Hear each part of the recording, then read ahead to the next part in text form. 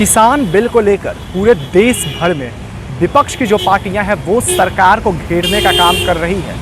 बिहार के भी अगर बात करिए तो बिहार में भी जो ये मामला है वो काफ़ी गर्म हो चुका है। विपक्ष की जो पार्टियां हैं वो सरकार पे आरोप लगा रही है और यहाँ तक यह भी कह रही है कि ये जो सरकार है जिस तरह से किसान बिल सामने लाई है तो वो कहीं ना कहीं किसानों के साथ अत्याचार होगा।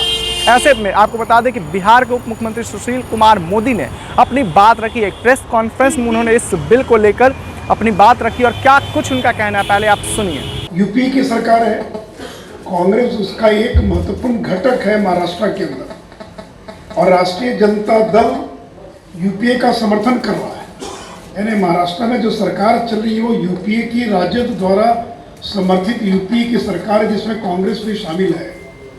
यहाँ वो विरोध कर रहे हैं या मांग कर रहे हैं कि सीबीआई जांच होनी चाहिए, लेकिन महाराष्ट्र के अंदर कांग्रेस जिस सरकार में शामिल है वो सीबीआई जांच का विरोध कर रही है।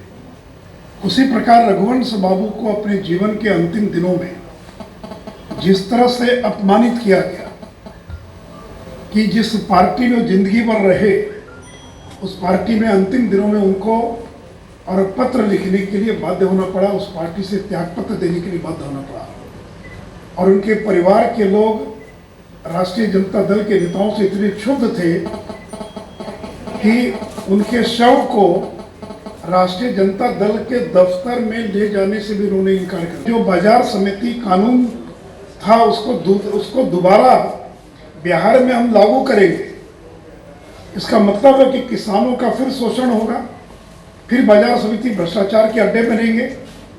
और कैसे दुरुपयोग होता था, यानी उसका मतलब क्या, कोई भी किसान अपना सामान बाजार समिति के बाहर नहीं बेच सकता है, उसको वही अपना सामान बेचना पड़ेगा। आज नरेंद्र मोदी की सरकार ने किसानों को मुक्त कर दिया कि आप जहां चाहें सामान बेच सकते हैं, हमको कोई बाध्य क्यों करेगा। अगर मैं टमाटर आलू कोई चीज़ पैदा करता हूँ तो हमको बाध्य क्यों किया जाएगा कि आपको बाजार समिति प्रांगण में ही वो सामान बेचना पड़ेगा।